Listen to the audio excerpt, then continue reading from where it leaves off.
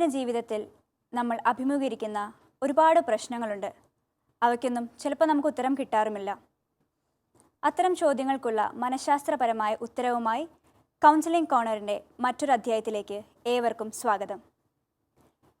ഇന്ന് നിങ്ങളുടെ ചോദ്യങ്ങൾക്ക് ഉത്തരം നൽകുവാനായും അതുപോലെ തന്നെ അതിനെ മനഃശാസ്ത്രപരമായി വിശകലനം ചെയ്ത് അതിനാവശ്യമായ ഗൈഡൻസും അതിൻ്റെ കറക്റ്റായിട്ടുള്ള ഉത്തരവും നൽകുവാനായി ഇന്നിവിടെ എത്തിച്ചേർന്നിരിക്കുന്നത് ബഹുമാനപ്പെട്ട ഫാദർ ജോസ് തച്ചിൽ എസ് അച്ഛനാണ്.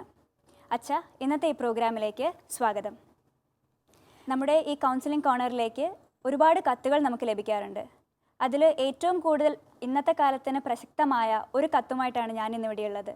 അത് മറ്റൊന്നുമല്ല, സെൽഫ് കോൺഫിഡൻസ്, ആത്മധൈര്യമില്ലായ്മ. അതുപോലെ വിഷമിക്കുന്ന ഒരാളുടെ ഒരു പ്രശ്നവുമായിട്ടാണ് ഇന്ന് കത്തുള്ളത്. അത് കോഴിക്കോട് നിന്ന് ആശിഷ് എഴുതുന്ന ഒരു കത്താണ്. അതിലും ഇതുപോലെ തന്നെയാണ് പറയുന്നത്. അദ്ദേഹത്തിന് തീരെ ആത്മവിശ്വാസമില്ല. അതുപോലെ തന്നെ ഒരു ക്രൗഡിനെ ഫേസ് ചെയ്യാനോ ഒത്തിരി ആഗ്രഹമുണ്ട്. ഒത്തിരി ആക്റ്റീവായിട്ട് ലീഡർഷിപ്പ് ക്വാളിറ്റിയോടെ എല്ലാം ചെയ്യാൻ അദ്ദേഹത്തിന് ഒരുപാട് ആഗ്രഹമുണ്ട്. പക്ഷേ സെൽഫ് കോൺഫിഡൻസ് ഇല്ല. അതാണ് അദ്ദേഹത്തിൻ്റെ ഏറ്റവും വലിയ പ്രശ്നം. അതിന് ശ്രമിക്കുമ്പോൾ വല്ലാതെ ഭയം എന്നെ കീഴടക്കുന്നു. ഇങ്ങനെ ഈ പ്രശ്നത്തിൽ നിന്ന് ഞാൻ എങ്ങനെ പുറത്തു കടക്കും? ഇതിനൊരു പരിഹാര മാർഗം തന്നു സഹായിക്കണമേ. റിയ ജീവിതത്തിൽ നിന്ന് പറഞ്ഞതുപോലെ തന്നെ ജീവിതം പരാജയപ്പെടുത്തുന്നു എന്ന് തോന്നുന്ന അല്ലെങ്കിൽ തോന്നിപ്പിക്കുന്ന ഒരു പ്രധാനപ്പെട്ട കാര്യം ആത്മവിശ്വാസം ഇല്ലായ്കയാണ്. പലപ്പോഴും നമുക്ക് കഴിവുകളില്ലാത്തത് കൊണ്ടല്ല, മിടുക്കുകളില്ലാത്തത് കൊണ്ടല്ല, അതിനെ ശരിയായിട്ട് പ്രകാശിപ്പിക്കാൻ തക്കവിധം ആത്മധൈര്യം ഇല്ലാത്തത് കൊണ്ടാണ് നാം ഇത്തരത്തിലുള്ള ഒരു അവസരത്തെ അഭിമുഖീകരിക്കേണ്ടി വരിക.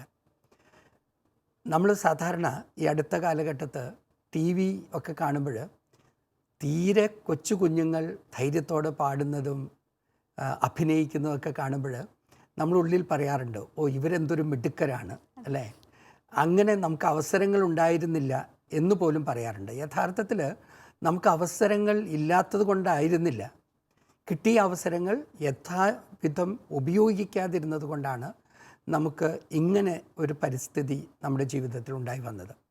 അപ്പോൾ നമുക്ക് കിട്ടുന്ന അവസരങ്ങളെ ഉപയോഗിക്കത്തക്ക വിധം ആത്മശക്തിയുള്ളവരായി അല്ലെങ്കിൽ ആത്മകരുത്തുള്ളവരായി മാറുക എന്നുള്ളതാണ് പ്രധാനം. അത് പലപ്പോഴും നമുക്ക് സാധിക്കാത്തത് നമ്മുടെ ജീവിതത്തിൽ നമുക്ക് നമ്മെ പറ്റിയുള്ള ചില നിലപാടുകൾ കൊണ്ടും ചില മനോഭാവങ്ങൾ കൊണ്ടും നമ്മുടെ ജീവിതത്തിൽ തന്നെ പരീക്ഷിക്കാനുള്ള അല്ലെങ്കിൽ നമ്മുടെ കഴിവുകളെ പരീക്ഷിച്ച് സ്ഫുടം ചെയ്തെടുക്കാനുള്ള നമ്മുടെ മനസ്സിൻ്റെ ശക്തിക്കുറവും കൊണ്ടുമാണ്. ഇപ്പോൾ യഥാർത്ഥത്തിൽ നമ്മൾ മിടുക്കരല്ലാത്തത് കൊണ്ടല്ല. ഇന്ന് ഈ TV യിൽ കാണുന്ന കുഞ്ഞുങ്ങളെപ്പോലെ അല്ലെങ്കിൽ പല തരത്തിൽ സമൂഹത്തിൻ്റെ മുന്നണിയിൽ നിൽക്കുന്ന ആളുകളെ പോലെ തന്നെ കഴിവും പ്രാപ്തിയുള്ളവരാണ് നമ്മൾ. അപ്പോൾ എന്താണ് യഥാർത്ഥത്തിൽ നമ്മെ പിന്നോട്ട് വലിക്കുന്നത്? ഞാൻ നേരത്തെ പറഞ്ഞ പോലെ ചില മനോഭാവങ്ങളാണ്. അതായത് ചിലപ്പോഴും നമ്മൾ വിചാരിക്കും, ഞാൻ മറ്റുള്ളവരെ പോലെയല്ല, എനിക്ക് അവരെ പോലെ കഴിവില്ല, അവരെ പോലെ സാധ്യതകളില്ല, അല്ലെങ്കിൽ ഞാൻ മിടുക്കനല്ല എന്ന്. പക്ഷേ യഥാർത്ഥത്തിൽ ഞാൻ നേരത്തെ പറഞ്ഞ പോലെ ഇതൊക്കെയും നമുക്കുണ്ട്. അപ്പോൾ നമ്മൾ കമ്പയർ ചെയ്യുന്നത് പലപ്പോഴും നമുക്കൊരു വലിയ പ്രശ്നമായിട്ട് മാറാറുണ്ട്.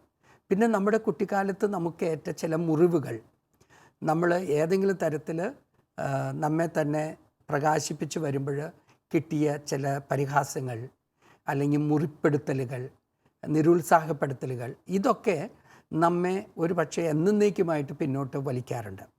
പലപ്പോഴും അപ്പോഴപ്പോൾ തോന്നുന്ന ഒരു കമൻറ്റ് പറയുന്ന ആൾക്കാരാണ് നമ്മൾ.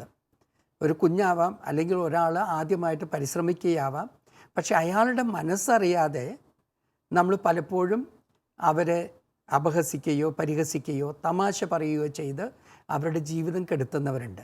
അതുകൊണ്ടാണ് പറയുക, ആത്മവിശ്വാസമുണ്ടാകാൻ പരമപ്രധാനമായത് ശരിയായ ആളുകൾ, പോസിറ്റീവായിട്ട് ചിന്തിക്കുന്ന ആളുകൾ, അല്ലെങ്കിൽ മറ്റുള്ളവരുടെ നന്മ കാണുന്ന ആളുകൾ നമ്മുടെ ചുറ്റുപാടുമുണ്ടാക്കുക എന്നുള്ളതാണ്. മറ്റൊരു പ്രധാനപ്പെട്ട കാര്യം, ചിലപ്പോൾ സൈക്കോളജിക്കലായിട്ടുള്ള ചില ബാധ്യതകളും മുറിവുകളും നമുക്കുണ്ടായി കാണാം. അതിനെ നമ്മൾ പേഴ്സണലായിട്ട് കൈകാര്യം ചെയ്യണം. അത് പൊതുവായിട്ടുള്ള ചില നിർദ്ദേശങ്ങൾ കൊണ്ടോ അല്ലെങ്കിൽ ചില പതിവിൻ പടിയുള്ള പരിശീലനങ്ങൾ കൊണ്ടോ നമുക്ക് മാറ്റാൻ പറ്റി എന്ന് വരില്ല. അതുകൊണ്ട് തന്നെ യഥാർത്ഥത്തിൽ ഈ ആശിഷ് പറഞ്ഞിരിക്കുന്ന പ്രശ്നത്തിൻ്റെ അകക്കാമ്പ് എന്താണ്, റിയൽ ഇഷ്യൂ എന്താണ് എന്ന് കണ്ടെത്തി അതിനെ പരിഹരിക്കേണ്ട ആവശ്യമുണ്ട്. എങ്കിൽ പോലും പൊതുവായിട്ട് ചില നിർദ്ദേശങ്ങൾ വയ്ക്കാവുന്നത് ഇതാണ്. ഒന്ന്, നമ്മുടെ ജീവിതത്തിൽ ഒരുപക്ഷെ അപകർഷതാബോധമുള്ള ആൾക്കാരായിരിക്കാം. അപകർഷതാബോധം എന്ന് പറയുമ്പോൾ റിയയ്ക്ക് അറിയാലോ എന്താണ് അതിൻ്റെ ഏറ്റവും അടിസ്ഥാനപരമായിട്ടുള്ള ബാധ്യത. അപകർഷതാബോധത്തിൻ്റെ ക്യാരക്ടറിസ്റ്റിക് എന്താണ്? പിന്നെ എനിക്ക് കഴിവുണ്ടോ, എനിക്കത് ചെയ്യാൻ പറ്റുമോ, ചെയ്താൽ തെറ്റിപ്പോകുമോ, അതാണ് അതിൻ്റെ അടിസ്ഥാനം. അതായത് ഞാൻ മറ്റുള്ളവരെക്കാൾ താഴ്ന്നതാണ്, അതുകൊണ്ട് ഞാൻ ചെയ്യുന്നതൊക്കെയും തെറ്റാവാൻ സാധ്യതയുണ്ട്. അപ്പം നമ്മുടെ കഴിവുകളെ ഒന്ന് ഉപയോഗിക്കാൻ, ഒന്ന് പരീക്ഷിക്കാൻ പോലും വൈമുഖ്യമുള്ളവരായിട്ട് നമ്മൾ മാറും. കാരണം നമ്മളെപ്പോഴും നമ്മെ തന്നെ കാണുന്നത് മറ്റുള്ളവരുടെ കീഴെയാണ്. അങ്ങനെയുള്ളൊരു പ്രശ്നം നമ്മളെപ്പോഴും ബാധിക്കാറുണ്ട്. അത് നേരത്തെ പറഞ്ഞതുപോലെ ഈ തലേവര എന്ന് ട്രാൻസാക്ഷണൽ അനാലിസിസ് പറയുന്ന തലേവര അല്ലെങ്കിൽ സ്ക്രിപ്റ്റ് എന്ന് പറയുന്ന ഒരു കാര്യമുണ്ട്. ഞാൻ ഇങ്ങനെയേ ആവൂ അല്ലെങ്കിൽ എനിക്ക് ഇതേ പറ്റൂ എന്ന് ഞാൻ എന്നെ തന്നെ വിശ്വസിപ്പിക്കലാണ് എൻ്റെ തലേവര സൃഷ്ടിക്കുന്നത് എന്ന് പറയാറുണ്ട്. അങ്ങനെ എൻ്റെ തലവരയെ പറ്റി സങ്കടപ്പെട്ട് വ്യസനിച്ച് നടക്കുക അല്ലാതെ അതിനെപ്പറ്റി കൈകാര്യം ചെയ്യാനായിട്ട് നമ്മൾ പലപ്പോഴും ശ്രമിക്കാറില്ല. അപ്പം what is the reading of yours about yourself? നമ്മളെപ്പറ്റി തന്നെയുള്ള വായന എന്താണ്, തിരിച്ചറിവ് എന്താണ് എന്നുള്ളത് പ്രധാനമാണ്. മറ്റൊരു പ്രധാനപ്പെട്ട കാര്യം, നമ്മൾ കമ്പയർ ചെയ്യും. നേരത്തെ പറഞ്ഞതുപോലെ നമ്മൾ കമ്പയർ ചെയ്യും. ഇയാൾ എന്നേക്കാൾ മിടുക്കനാണ്, ശരിയാണ്, മറ്റേയാൾ എന്നേക്കാൾ ഇന്ന കാര്യത്തിൽ മിടുക്കനാണ്. പക്ഷേ എല്ലാ കാര്യത്തിലും അല്ല, ചില കാര്യത്തിൽ ഞാനാണ് മിടുക്കൻ. പലപ്പോഴും നമ്മൾ എല്ലാം ഇങ്ങനെ ജനറലൈസ് ചെയ്യും. അതായത് ഇന്ന കാര്യത്തിൽ അയാൾ നന്നായി ചെയ്യുന്നു, അതുകൊണ്ട് അയാളാണ് എല്ലാ കാര്യത്തിലും മിടുക്കൻ. അല്ല, അയാൾ ചില കാര്യങ്ങളിലും മിടുക്കനാണ്, ഞാൻ ചില കാര്യങ്ങളിലും മിടുക്കനാണ്. അവർ ചില കാര്യങ്ങളിൽ മിടുക്കരായതുകൊണ്ട് ഞാൻ മോശക്കാരനാവണം എന്നില്ല. ഇങ്ങനെയുള്ള ഒരു അനാരോഗ്യകരമായ കമ്പാരിസൺ നമ്മുടെ ജീവിതത്തെ വളരെ കാര്യമായിട്ട് ബാധിക്കാറുണ്ട്. ഇൻജങ്ഷൻ എന്ന് പറയുന്ന മറ്റൊരു കാര്യമുണ്ട്. അതായത് ആരെങ്കിലും നമുക്കൊരു മെസ്സേജ് തരും. അതായത് നമ്മൾ ചില കാര്യങ്ങൾ ചെയ്യുമ്പോൾ നീ ശരിയല്ല, അല്ലെങ്കിൽ നിനക്ക് മിടുക്കില്ല, നീ ഒന്നും പൂർത്തിയാക്കില്ല. കുട്ടിക്കാലത്ത് നമുക്ക് കിട്ടുന്ന ഇത്തരം മെസ്സേജുകൾ നമ്മൾ കൽപ്പനകളായിട്ട് സ്വീകരിക്കും. അപ്പോൾ നമ്മൾ ചെയ്യുന്നത് എന്താണ്? നമ്മുടെ മനസ്സ് ചെയ്യുന്നത്, എന്നെ അറിയുന്ന, എനിക്ക് ബഹുമാനമുള്ള ഒരാൾ എന്നെ പറ്റി ഇങ്ങനെ ചിന്തിക്കുന്നു എന്ന് ഞാൻ അറിയുമ്പോൾ എൻ്റെ മനസ്സ് അത് ശരിയാക്കാൻ വേണ്ടിയിട്ട് പുനർക്രമീകരിക്കും. അങ്ങനെ ഓരോരോ പ്രാവശ്യവും ഓരോരോ പരിശ്രമത്തിലും ഞാനത് തെളിയിച്ചു കൊണ്ടിരിക്കും. അതാണ് ഇതിൻ്റെ ഏറ്റവും അപകടകരമായ ഒരു കാര്യം. അതുകൊണ്ട് വി നീഡ് പെർമിഷൻ എന്നാ പറയുക. ഇൻജങ്ഷൻ്റെ മറുവിധി പെർമിഷനാണ്. അതായത് പ്രായമായ ആരെങ്കിലും അങ്ങനെ അല്ലാതിരിക്കാൻ, നെഗറ്റീവായിട്ടല്ലാതിരിക്കാൻ നമുക്ക് മനഃശാസ്ത്രപരമായി ശക്തിപ്പെടുത്തി തരുന്ന ഒരു പ്രക്രിയയാണ്. It's an exercise. അങ്ങനെ ചില സാധ്യതകൾ, കുറേ എക്സസൈസുകളുടെ സാധ്യതകളുണ്ട് ഇതിനെ കൈകാര്യം ചെയ്യാൻ. ഫോക്കസ് ഓൺ അവർ സ്ട്രെങ്ത്സ്, നമ്മുടെ ശക്തികളിൽ ശ്രദ്ധ കേന്ദ്രീകരിക്കുക. നെഗറ്റീവായിട്ടുള്ള സെൽഫ് ടോക്ക്, ആത്മഭാഷണം പോസിറ്റീവായിട്ട് മാറ്റുക. നമ്മുടെ അവസരങ്ങൾ കൂടുതലായി ഉപയോഗിക്കുക. എപ്പോഴും കാര്യങ്ങൾ ചെയ്യാനായിട്ട് മുൻകൈ എടുക്കുക. പരാജയപ്പെടാൻ തയ്യാറാകുക. പരാജയത്തെ വിജയമാക്കാനുള്ള വഴികൾ കണ്ടെത്തുക. ഇങ്ങനെ ധാരാളം സാധ്യതകളും വഴികളുമുണ്ട് ആത്മവിശ്വാസം വളർത്തിയെടുക്കാൻ.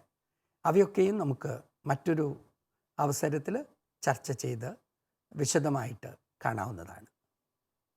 ഇതുപോലെ ആത്മവിശ്വാസമില്ലാത്ത ഒരുപാട് പേർ നമ്മുടെ കൂട്ടത്തിൽ തന്നെയുണ്ട്. ഏറ്റവും കൂടുതൽ അത് കണ്ടുവരുന്നത് വിദ്യാർത്ഥികളിൽ തന്നെയാണ്. അപ്പോൾ അവരെല്ലാം ഈ ഒരു എപ്പിസോഡ് കണ്ടു എന്ന് ഞങ്ങൾക്കറിയാം, ഞങ്ങൾക്ക് ഉറപ്പുള്ള കാര്യമാണ്. അപ്പോൾ അച്ഛൻ അതിനെ എങ്ങനെ മറികടക്കാം എന്നും നമുക്ക് ഏറെക്കുറെ പറഞ്ഞു കഴിഞ്ഞു. പിന്നെ ഇത്രയും പ്രസക്തമായ വിഷയം ഈ ഒരു ഏതാനും മിനിറ്റുകൾ കൊണ്ട് തീർക്കാൻ പറ്റുന്നതുമല്ല. അപ്പോൾ ഇതിനെപ്പറ്റി കൂടുതൽ വിശകലനം ചെയ്ത് ഞങ്ങൾ അടുത്ത എപ്പിസോഡിൽ വരുന്നതായിരിക്കും. നന്ദി, നമസ്കാരം.